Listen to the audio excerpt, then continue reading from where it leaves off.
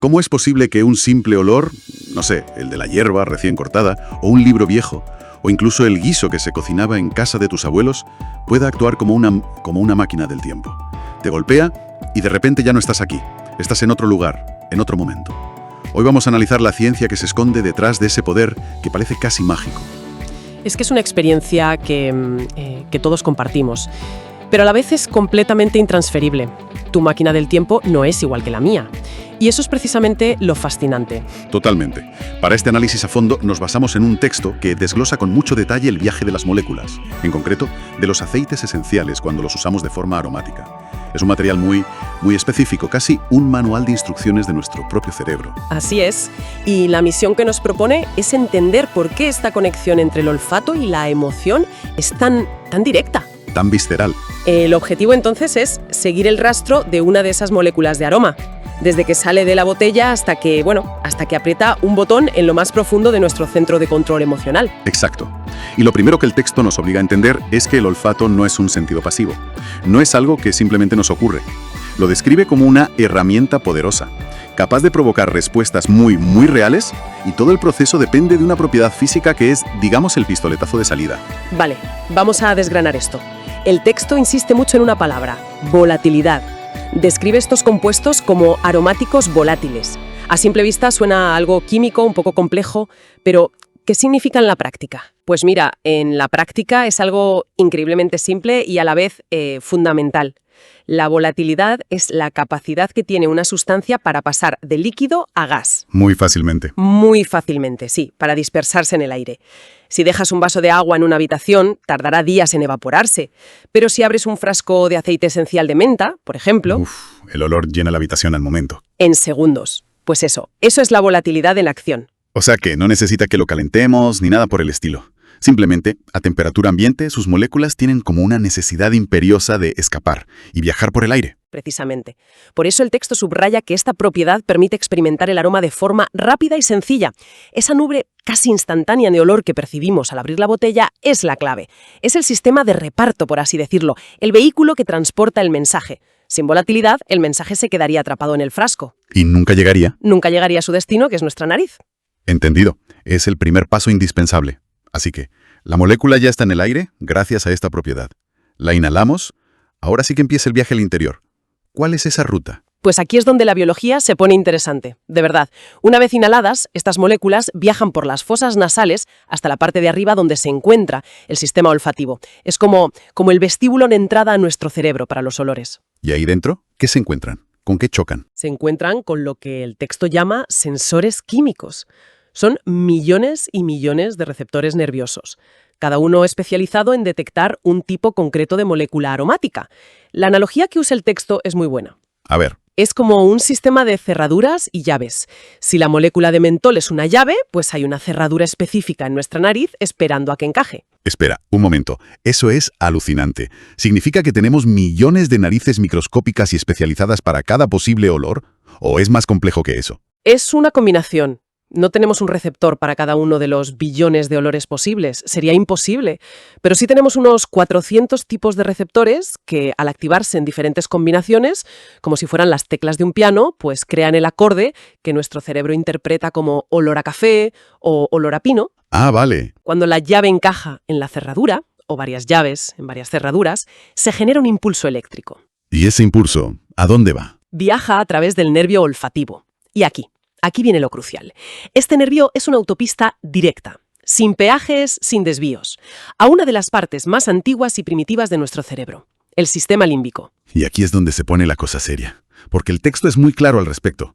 El sistema límbico es donde, y cito, se almacenan las emociones y los recuerdos. No estamos hablando de la parte analítica del cerebro, la que hace cálculos o interpreta el lenguaje. Es el centro de mando de nuestras emociones. Por una especie de centralita llamada tálamo, que la procesa, la filtra y luego ya la redirige. El olfato se salta ese filtro. O sea, que el olfato es, neurológicamente hablando, una especie de puerta trasera al cerebro. La vista y el oído tienen que llamar al timbre y esperar a que el tálamo les abra, pero el olfato tiene su propia llave y entra directamente a la sala de control emocional. Es la analogía perfecta. Por eso, un olor puede desencadenar una oleada de nostalgia o una punzada de tristeza de forma tan visceral. Tan inmediata. Antes incluso de que tu cerebro racional haya tenido tiempo de identificar qué es lo que estás oliendo. Claro. La emoción llega antes que el pensamiento. Vale. Esto me vuela la cabeza. Me estás diciendo que el olfato es el único sentido que no pasa por el filtro de la lógica antes de golpearnos emocionalmente. Es por eso que a veces un olor te pone alegre o melancólico y no sabes por qué hasta segundos después. Exactamente. Primero sientes, luego piensas. El texto lo describe así. En el sistema límbico, el olor desencadena respuestas en el cerebro basadas en recuerdos y experiencias. La molécula es solo el detonante. La verdadera reacción ocurre cuando esa señal choca contra el archivo personal que cada uno tiene guardado. Me recuerda al olor del garaje de mi abuelo. Era una mezcla de aceite de motor y serrín. Para cualquiera sería un olor raro, a lo mejor hasta desagradable. Pero para mí es volver a tener 8 años y verle trabajar la madera. Supongo que ese es mi sistema límbico haciendo de las suyas. Sin duda. Y has tocado la clave de por qué, como dice el texto, esta experiencia es tan subjetiva, tan personal. El mismo aroma de lavanda puede relajar a una persona, porque su cerebro lo tiene archivado junto a recuerdos de calma. Y a otra, pues puede generarle ansiedad si lo asocia, qué sé yo, a un hospital o a un mal recuerdo. El aceite no contiene la calma.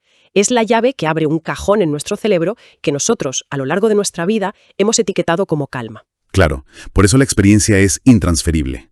No le puedes explicar a alguien la nostalgia que te produce el olor a leña si esa persona no tiene ese archivo en su cerebro. Ahora, esto me lleva a una pregunta.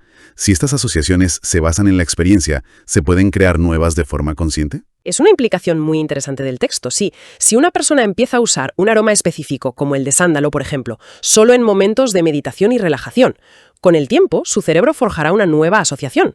El sistema límbico aprenderá que olor a sándalo equivale a estado de calma. Ah, mira. Estaría, en esencia, programando su propia respuesta emocional futura a ese olor. Entendido. El impacto en el cerebro es casi como un interruptor de la luz. Inmediato. Pero siempre he tenido la duda de si esto es solo un truco mental, una reacción puramente neurológica, o si esas moléculas realmente entran en el cuerpo y hacen algo más. ¿El texto aclara esto? Lo aclara, sí. Y es la segunda parte de esta historia, un doble impacto. Mientras ocurre todo este rapidísimo proceso neurológico, el texto nos dice que los compuestos también se absorben, y cito, a través del tracto respiratorio y los pulmones, y luego circulan a través del torrente sanguíneo. O sea que tenemos dos vías de acción funcionando en paralelo. Exacto. Tienes la vía de la información, que es esa señal eléctrica que va al cerebro y provoca la respuesta emocional casi instantánea, y tienes la vía de la sustancia, donde los compuestos físicos atraviesan la barrera de los pulmones, entran en la sangre y se distribuyen por todo el cuerpo. ¿Y ese efecto sistémico, el que va por la sangre, qué implicaciones tiene? ¿El texto da pistas sobre si esto va más allá de lo puramente emocional y la memoria? El texto se centra en el mecanismo, pero la implicación es clara. Una vez en el torrente sanguíneo, esas moléculas pueden interactuar con células y sistemas en todo el organismo. Es lo que diferencia la respuesta neurológica, que es rapidísima y depende de la memoria, de una posible respuesta fisiológica, que sería más lenta, más sostenida y afectaría al cuerpo a un nivel, pues, sistémico. El texto une ambas al decir que se inhalan y absorben fácilmente. Esa facilidad es la clave para las dos rutas.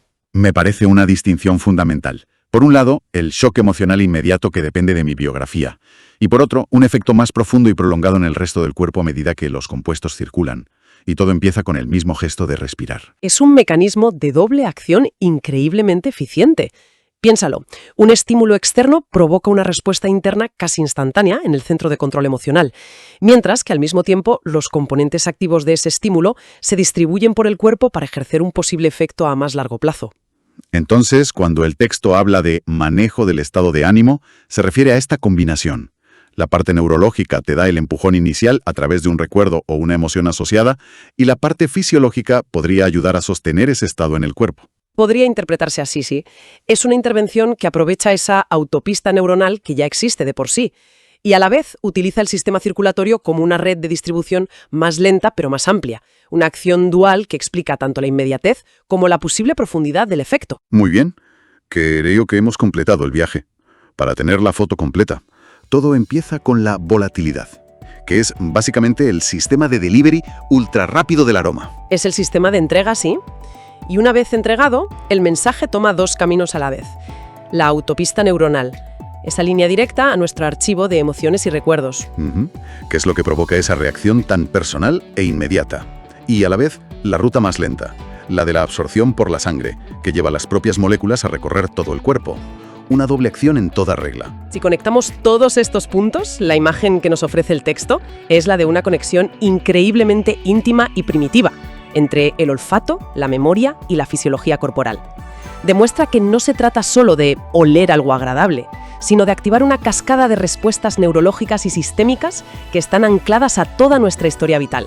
Nos obliga a reconsiderar el olfato no como un sentido secundario, sino como una puerta de entrada directa y sin filtros a nuestro mundo interior. Totalmente de acuerdo. Y esto nos deja con una idea final para darle vueltas.